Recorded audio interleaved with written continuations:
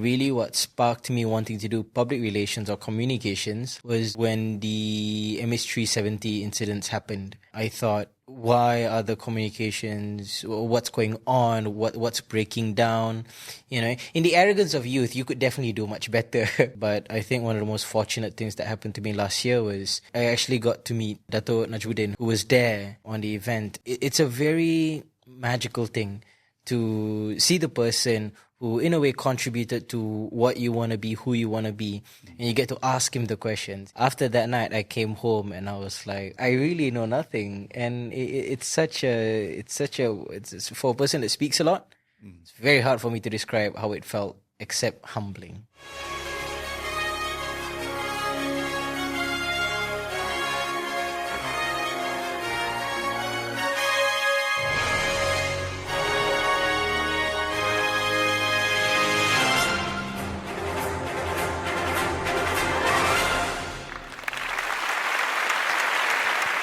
Welcome, welcome, and welcome to the NexGen show.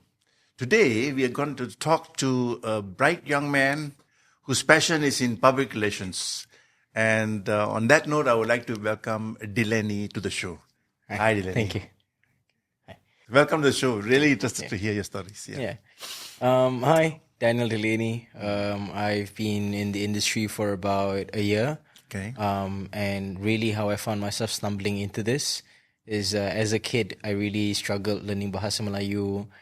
Coming from a mixed background, it's very hard for me to sort of relate to people within my own culture.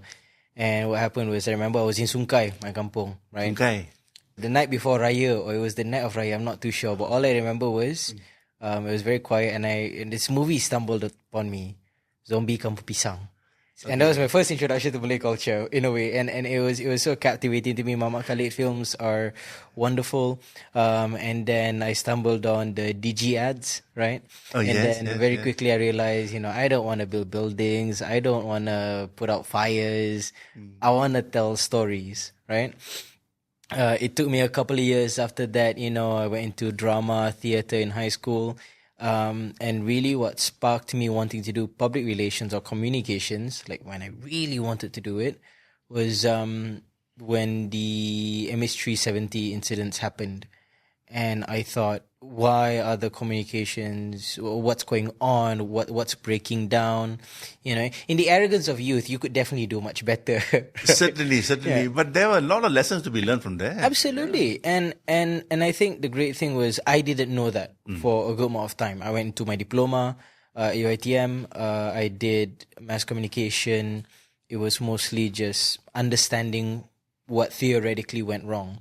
There's dozens and thousands of articles that talk about it, but I think one of the most fortunate things that happened to me last year was I actually got to meet the Dato' Najmuddin who was there on the event, and it's a very magical thing to see the person who in a way contributed to what you want to be, who you want to be, and you get to ask him the questions. It's like meeting your creator, right? What happened here? What happened this? And having that humbling moment of knowing that when I was 15, 16 and those events happened, I am out of my depth. Today, I am out of my depth. Like, I would not be able to handle even a fraction of what he did. And it's a very, I think cathartic moment. I'm not too sure what the word is. It wasn't an easy time. Oh, no. Yeah. No. But from a public relations point of view, it's a very good example. Yeah. Putting aside the mechanical side of the whole disaster, just the public relations, the messaging.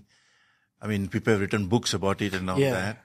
And I have a friend who wrote a book on what went wrong, how the public relations could. In fact, I have a friend who does training on that. As a case study, how to do it wrong. But there were some people who did it right also. Yeah. In that mix, the hearing it, because we had it over tea, and we were just drinking, and we were just really. I was trying to comb through what could be combed through. at that point, I just started like 2-3 months into my first full-time job. And I thought, okay, I can see the dynamics of it. After that night, I came home and I was like, right, yeah, I really know nothing. And it's for a person that speaks a lot, it's very hard for me to describe how it felt, except humbling. It was a great thing. You were involved in some voluntary work, you were saying? Yes. So, my friend and I, Jeffrey, we always got up with crazy plans. We thought that the best place to fail would always be university. The second best place is right now. So my friend and I, we decided, okay, we're going to go into NGOs. And we had this grand idea. We wanted to bring Syed Sadiq to our campus. And everyone said, that's not going to happen. It's a pipe dream, just your first year student. Yeah, who you going to invite next, Mahathir. Everyone, all the clubs were making fun of us. And we thought, let's just aim for the skies, because at the very least, aim for the stars, because at the very least, we'll land in the clouds, right? Much higher than everyone else. So we went, we started getting letters, we started ambushing a minister of the Malaysian government. And it got so real that the university eventually actually paid attention to us. They were like, okay, look, if you're actually going to do this, here's that. And I think the funny part of it is that the only reason that didn't work out was because of Langkah Sheraton. Now, of course, with anyone else, they say, that's just unfortunate. It's never meant to be. But between Jeffrey and I, we joke that the only thing that could stop our plans is the government collapsing. Not many people get to say that. And we got to do that because you're in university. True. And then we went to sustainability because we thought, okay, you know what? Let's not go for something where the government could collapse and destroy our plans. Let's do something a bit more for the people. And he really wanted to do literacy in sustainability. Mm-hmm. You can create all the policies, the frameworks, the beautiful lights and towers and everything that'll consume half the energy. But what's the point if no one understands the value of it? So that's the part that we wanted to go into. And he said, hey, I need PR support. Okay. And I was like, well, you're asking the best person ever, because I'm the only PR guy you know. Let's go. Yeah. And yeah, so we did that. We went to Jakarta. We had some moments where we connected WWF with Universitas Indonesia. Getting it wrong, I'm sorry. But yeah, it was an amazing experience, getting different cultures, experiencing it. But yeah. Back to public relations. Yeah. All right. So if a big famous guy wants to do a concert in Malaysia, yeah, are you up to it to handle the PR? Yeah, sure. But I also be very realistic, right? What exactly is he going for? Let's go there. Yeah. So who would be the artist? I want to go a bit indie. I want to give a shout out to The Chats. Okay. They are this Australian band. Okay. They are. I don't know how to describe them, but they're very rock. They are very like Australian rock, right? Like they got that raw energy. I'd bring him here. Yeah. I would want to do them. They're really awesome. They've got so much energy. They've got a kind of energy that I think is missing here, in the sense of just like take a glass bottle, throw it to the wall. Wow. Very interesting. Influencers now are the big rave, in recent times, even in branding and marketing. So, of course, if you brought somebody who's famous, it takes the work out of the work. Yeah. Because you're already like halfway there, right? Yeah. Yeah. But public relations in terms of, sorry, when you're messaging this to the media, say this particular artist, to frame it up is not so easy. To frame that conversation, Thinking about it too, if I wanted to bring The Chats to Malaysia, the first issue that I have is how do I tell people, my generation, what is Australian rock or rock? Yes. The scenes, the indies are much different nowadays, and it's such an experience. I think I'd say, rather than the media hoo-has, pitches and media buy, I'd probably just do a video of them. I want to put them at Pasar Seni. Right? Okay. I want to put them at center stage. Okay. And I want them to just belt a song out right in the center. That's guerrilla PR. yeah. But it's interesting. If I ask you about, say, if there's something you like to promote, yeah, like personally, I like to promote, if I had all the money in the world, the sport of sepak takraw. Yeah, I see this, this potential in sepak takraw and the magical bicycle kick and everything. Yeah. But if you had something in Malaysia that comes from our home that you want to really push and you had a free choice, what would it be?